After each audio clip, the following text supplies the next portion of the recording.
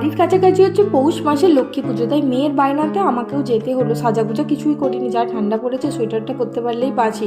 মেয়ে দেখো এখন পুরো স্কুটিতে নিজে নিজে উঠতে শিখে গেছে। আমি বলছি দে না, উঠিয়ে দিই, আমাকে কিছুতেই ওঠাতে দিল না, সে নিজেই উঠবে।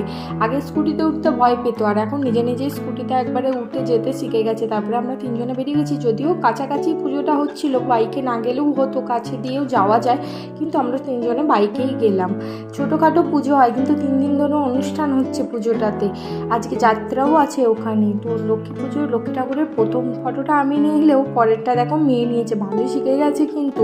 তারপরে এই যে মুখটা দেখে ইশারা হচ্ছে, এটা কিসের ইশারা বলো তো? ওর পপকর্ন চাই, মুখে বলেন আমাকে পপকর্ন কিনে দাও, ইশারাতে বুঝিয়ে দিচ্ছে আমাকে পপকর্ন চাই।